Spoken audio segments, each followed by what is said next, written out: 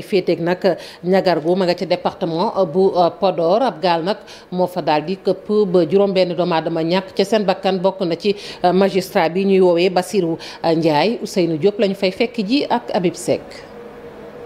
gaal gi nga xamante ni dafa suux mi ngi suux ci dëkk bi ñu duppee ñagorgo moom nag mi ngi nekk ci Doué ñi nga xamante ne ñoo ci nekkoon juróom-benn nit lañ ñeent ñoom courant d'eau bi nga xamante ni jamono jile dafa am foofee moo leen sauvé kenn ka ci des la ngaamu ci gaal gi. ba ñi nga xamante ni ñooy sapeur pompier daal di mujj ñëw daal di koy sauver waaye kenn ka moom ci boppam dañu jàpp ni dafa faatu ci biir ndox mi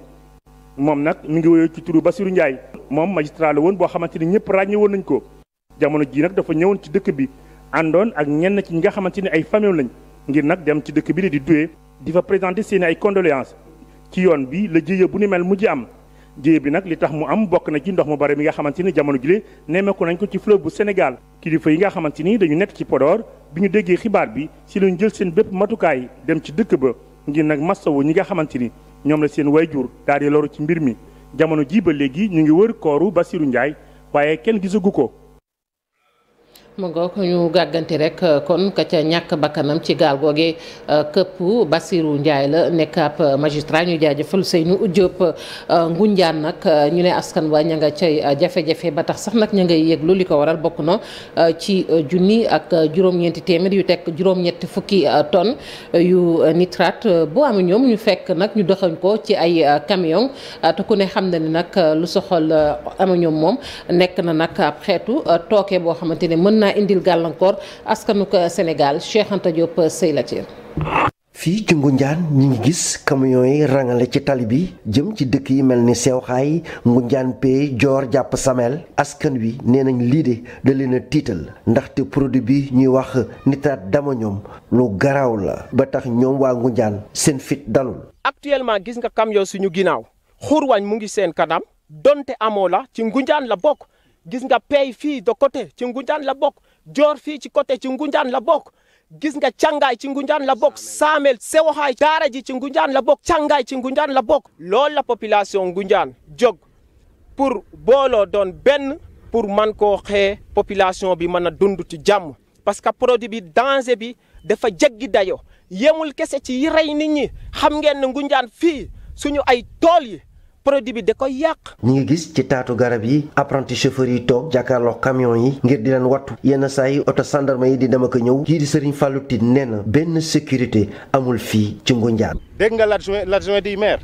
wax na directement lundi mooy dernier délai bi tey mooy mardi oto yaa ngi nii dara demul dara changé wul. produit boo xam ne dafa danger produit boo xam ne moo écrasé Beyrouth mais est-ce que Ngunjaan moo ëpp Beyrouth sécurité. ñuy wax waa Sénégal yëpp nag waa adduna bi yëpp.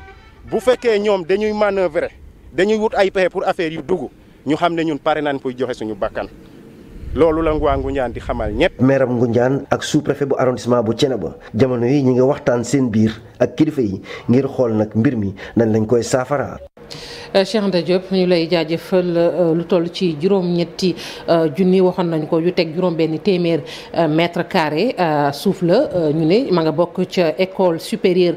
d'économie appliquée la ñu daal di nag jébbal ab société Sertem la ñu koy wax te loolee nag mu bari lool ñu ko nakarlu ndax dañu jàpp ni loolee nag ak moomeel la ci daara ju kaw ji ñuy duppee Cheikh Anta Diop ab bâtiment nag la ñu ko bëgg a def bâtiment ba nag nee ñu bu noppee daal daanu ko loué lu toll ci juróomi million yu teg téeméeri junni ak juróom-benn fukk ci suñuy koppar ñu ne nag weer wu ne lañu ko war a fayu loolu yëpp nag mu bari ñu ko naqarlu mu am nag tey ay étudiants yoo xamante ne nee nañ loolu duñ ko seetaan mu jàll Abi Faye. xaatimu gouverneur bi di firndeel ni jox nañ lu toll ci juróom-ñetti junni yu teg juróom-benn téeméeri mètre carré ci école bi di ESEA nekkoon ENEA société bi. di Sertem Property bi lekk contrat diggante état wu Sénégal ak société boobu xaatim nañ ko ci ñaari fan ci weeru sàttumbar gi ñu nekk teg ci itam ay conditions yuy wane ne lii ab location la goo xamante nit diir gi daa toll ci fanweeri at yoo xam ne des nañ koy mën a yokk mu toll ci ñaar fukki at bileeg ndogal kuréelug étudiant ak élèves stagiaires yu l'école bi di mettitlu depuis des années ñoom ñoo ngi dem ci ay tentatives pour ñu délocaliser ñu te loolu ñun duñ ko accepter ñuy jëlaat benn centime suñu surface di koy attribuer à des sociétés qui ne servent rien à ce pays alors que ñun ñun ñooy ay agents de développement ñooy représenter suñu pays dans les sous-régions et dans les localités les plus reculées donc loolu ñun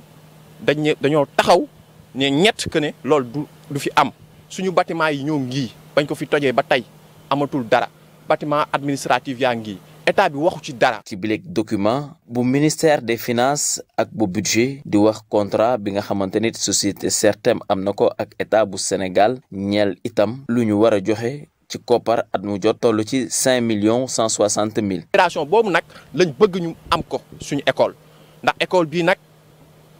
nag bu ñu waxee dëgg modèle pédagogique am ci université c'est unique te actuellement ñu ngi ñuy copier même si on est intégré à l'université. moom duñ ko nangu te xalaatuñu ko sax dañ ciy taxaw ba quitte à ce que ils vont marcher sur des cadavres mais on ne doit pas l'accepter. pare pour def ko mooy que ni actuellement ñun taxaw nañ temm ne fii kenn du fi jaay dara kenn du fi jëlee dara li nga xamante ne moo fi nekk dañ koy garder ba ilaa yow mi diin ak nu mu mën di demee ak lépp loo xamante ne nag